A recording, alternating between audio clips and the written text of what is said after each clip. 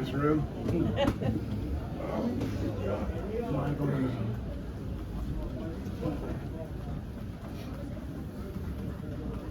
All right, well, really a hell of a football game, first of all. And, I wish Mac the very best in his retirement.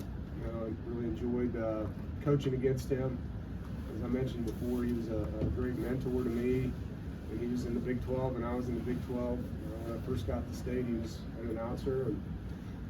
And then we become rivals, And so I consider myself blessed to coach against him, a Hall of Fame coach, and proud of the way our guys played. I don't think there's a lot of teams that could go through what we've been through. We've had a lot of crazy stuff happen this year. When you lose your starting quarterback to start the season, you lose your middle linebacker, two really good football players. We lose some tough one-possession games. Some fluky things just happened. And everything that could go against us at times has. And the guys just fought.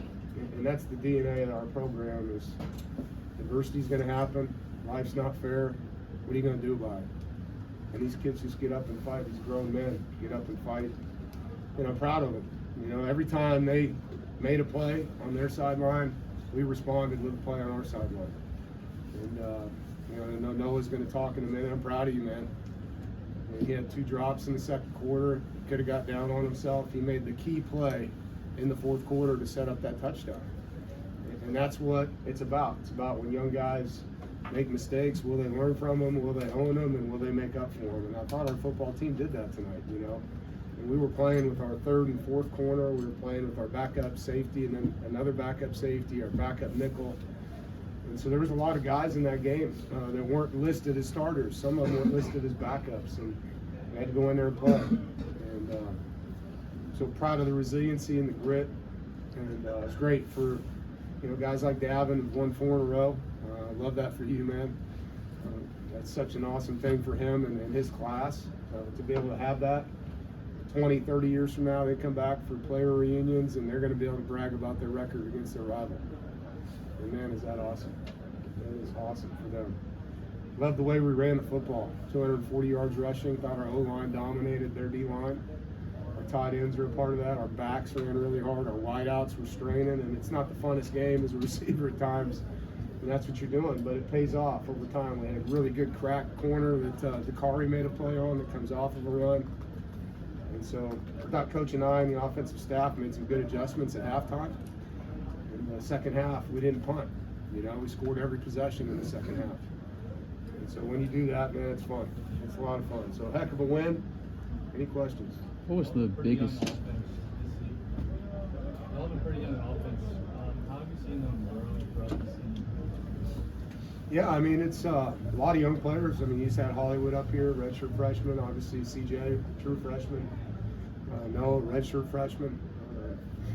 So there's some guys with reps, and when you get reps, you get better. And then you're learning from the experiences of those reps. And the game all of a sudden starts to have recall from other games that you played in. And you can look at things differently because you've had those live reps in games. And even if they don't think about that happening in a previous game, it's in there, you know what I mean? And they can go back to that. And so I love the way that those guys have come on through the year. Just stayed coachable, It hasn't been easy. There were struggles offensively throughout the year, and then we put some things together. And obviously tonight, the second half, put it together in a big way. You talked about Coach and I, the staff, making adjustments. What was the biggest change, I guess, from your point of view to get the offense rolling? Well, we ran the ball. Every time we ran the ball, it was 5 or more yards. And so you're playing with efficient down and distances. When we threw it, we made catches. We secured the football. We had protection for CJ. He wasn't rushed back there at all. He made some plays with his feet. It's just efficient drives. It's giving yourself manageable third downs. And then, making field goals, scoring touchdowns. We had a really good play call in the red zone for Dante Daniels. Got him wide open for a touchdown for him, which was really cool.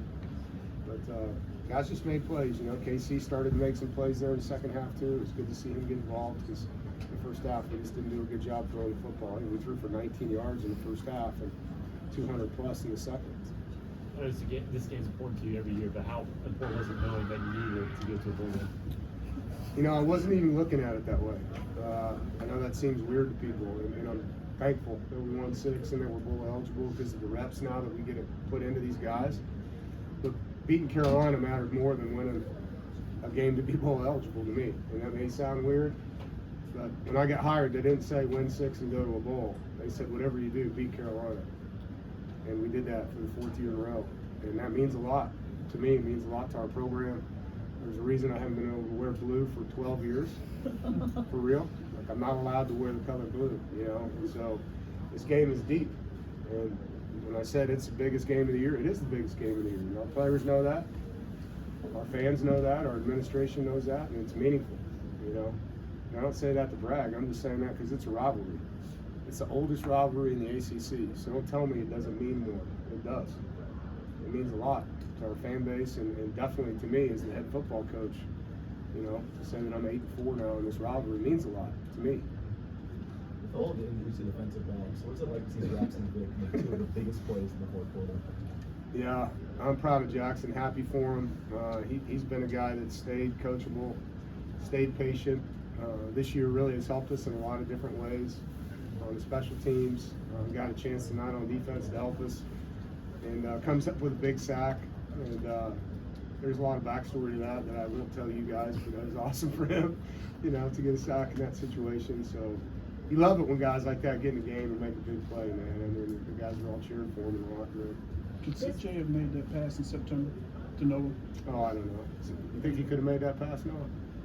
I mean, is he grown, obviously? Oh, he's grown. Yeah. Oh, no doubt. His confidence is through the roof, you know. But so is his humility, and that's what makes him a special guy, you know. He cares deeply about the program, his team, and he was in it to win it today, man. He was fired up to play in that game. Earlier this week. Motto is hard, tough, together. Yeah. You know, what does that mean to you, and you know, how do you think the team embodied that today? What does that mean to me? Well, that's our DNA. It's the identity of our program, you know. Philip Rivers said it best, the Wolfpack's not for soft people, you know. And we try to recruit tough guys. Sometimes we got to teach them mental toughness because that's part of it. We try to recruit physically tough guys. We teach them how to be great teammates and great men because we want them to play together. And I always feel like, you know, the teams that are the tightest find ways in adverse situations to hang in there, and our guys have done that. And, you know, the additional piece of that was playing smart, you know, and I think it was hard today to play smart. There was a lot of stuff going on, you know, between the whistles with their guys, and that's an unfortunate part of the game. But we knew going into the game that we couldn't beat ourselves in a game like that and win it, and we were able to do that today. Lewis, last one. UNC goes up what 150. How would you describe what the mood was on the sidelines looking down? No, I said we're going to go win the game. I mean, I was standing right next to one of the defensive coaches when they got those points. I said, don't worry, we're going to go win the game right now. And I have total belief in our offense. I knew our 2-minute, like the last 4 weeks in practice, has been really elite. And so I felt great, you know, in that situation, particularly knowing we only needed a field goal to win. Different, obviously, if you're no timeouts and need a touchdown, but we had 2. We had a lot of time on the clock. In a way, it was a blessing that they scored fast because we had plenty of time to go down the field and do what we needed to do. Is it good? Last one. When Noah went up and made that catch, what was your view of it, and how long did it take you to sort of process that he had made the catch, and there's 3 players right there? Yeah, I couldn't see the final. His body's all over him. I couldn't see. It looked like he made it to me. The way he got up, excited, it made me feel like he made that catch. But nobody on the headset. Usually I'll get somebody say, hey, go fast, go fast. I may look at this one. Nobody said anything, so I felt good. Thank you, guys. Have a good